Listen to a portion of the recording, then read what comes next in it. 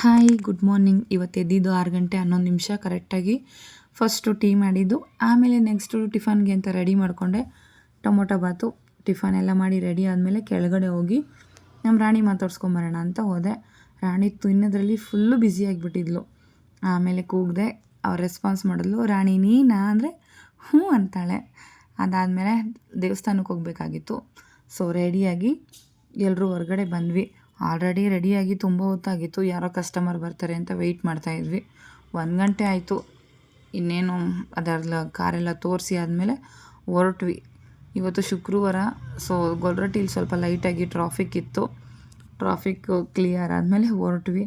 ಅಲ್ಲಿಂದ ನೆಕ್ಸ್ಟು ನಮ್ಮ ಬಾಸು ನೆನ್ಮಂಗ್ಲದಲ್ಲಿ ಆಂಜನೇಯ ಸ್ವಾಮಿ ಇವ್ರ ದರ್ಶನ ಮುಗಿಸ್ಕೊಂಡು ನೆಕ್ಸ್ಟು ನಮ್ಮ ನಡೆ ಚಿಕ್ಕಣ್ಣ ಸ್ವಾಮಿ ದೇವಸ್ಥಾನದ ಕಡೆ ಇಲ್ಲಿ ಹೋದ್ವಿ. ಇವತ್ತೇನು ಸುಮಾರು ರಶ್ ಇರಲಿಲ್ಲ, ಪರವಾಗಿಲ್ಲ, ಅಷ್ಟೊಂದು ಜನನೂ ಇರಲಿಲ್ಲ.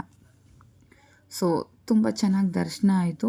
ಒಳಗಡೆಯಿಂದ ಫೋಟೋ ವೀಡಿಯೋ ಮಾಡೋಕ್ಕೆ ಬಿಡಲ್ಲ, ಹಾಗಾಗಿ ಹೊರಗಡೆ ಬಂದು ನಾವು ಫೋಟೋಸ್ ಮತ್ತು ವೀಡಿಯೋಸ್ ತೊಗೊಂಡಾದಮೇಲೆ ಅಲ್ಲಿಂದ ರೈಟ್ ಸೈಡಲ್ಲಿ ದೇವಸ್ಥಾನದ ಮೂಲ ಸ್ಥಾನ ಇದೆ, ಅಲ್ಲಿ ಒಳಗಡೆ ದರ್ಶನ ಮಾಡಿಕೊಂಡು ಹೊರಗಡೆ ಬಂದ್ವಿ. ನೆಕ್ಸ್ಟು ಕುಣಿಗಲಲ್ಲಿ ನಮ್ಮ ಮನೆ ಹಸುಗೆ ಹಿಂಡಿ ಮತ್ತು ಬೂಸ ತೊಗೋಬೇಕಿತ್ತು. ಅದನ್ನು ತೊಗೊಂಡು ಅಲ್ಲಿಂದ ನೆಕ್ಸ್ಟು ಹೋಗೋಣ ಅಂತ ಹೊರಟ್ವಿ. ಮಧ್ಯದಲ್ಲಿ ಬೇರೆ ಕೆಲಸ ಬಂದಿರೋದ್ರಿಂದ ಸ್ವಲ್ಪ ಲೇಟ್ ಆಯಿತು. ಮತ್ತು ಅಲ್ಲಿ ಚಾನಲ್ ಒಂದು ಸಿಕ್ತು. ಸೊ ನೀರಿರೋದು ನೋಡಿ ಖುಷಿಯಾಗಿ ಸ್ವಲ್ಪ ಹೊತ್ತು ಅಲ್ಲಿ ನಿಲ್ಲಿಸಿ ಅಲ್ಲೆಲ್ಲ ಆಟ ಆಡಿಕೊಂಡು ಮತ್ತೆ ನೈಟು 10 ಆಯಿತು ಮನೆಗೆ ಹೋಗೋ ಹೊತ್ತಿಗೆ. ಕರೆಕ್ಟಾಗಿ ಮನೆಗೆ ಬಂದಾಗ 10 ಗಂಟೆ ಆಗಿತ್ತು. ಸೊ ಇವಾಗ ಇನ್ನೇನು ಅಡುಗೆ ಮಾಡೋಕ್ಕಾಗಲ್ಲ, ಹೋಟೆಲ್ಗೆ ಹೋಗಿ ಊಟ ಮಾಡ್ಕೊಂಬರೋಣ ಅಂತ ನಮ್ಮ ಮನೆಯವ್ರು ಕರ್ಕೊಂಡು ಬಂದಿದ್ದು ಹೊಸಕೋಟೆ ದಮ್ ಬಿರಿಯಾನಿ, ಭರತ್ ನಗರದಲ್ಲಿರೋದು.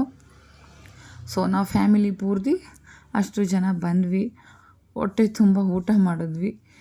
ಊಟ ಮಾಡಿ ನೆಕ್ಸ್ಟು ಹೊರಡೋಣ ಅಂತ ನೋಡಿದ್ರೆ ನಮ್ಮ ಮಗ ಮತ್ತು ಕಬಾಬ್ ಬೇಕು ಅಂದ. ಸೊ ವೆಯ್ಟ್ ಮಾಡಿ ಅದನ್ನು ತಿಂದ್ಕೊಂಡು ಹೊರಟು ಬಂದ್ವಿ. ಆಮೇಲೆ ಸಿಕ್ಕಾಪಟ್ಟೆ ಖಾರ ಆಗಿರೋದಕ್ಕೆ ರಿಯಾಕ್ಷನ್ಸ್ಗಳು ತುಂಬ ಇತ್ತು.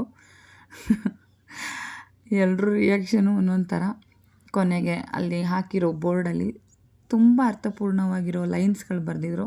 ಅದನ್ನು ನಾವು ಓದ್ಕೊಂಡ್ವಿ. ನೀವು ನೋಡಿ ಓದ್ಕೊಳ್ಳಿ ಅಂತ ಹೇಳೋಕ್ಕೆ ಇಷ್ಟಪಡ್ತೀನಿ. Thank you.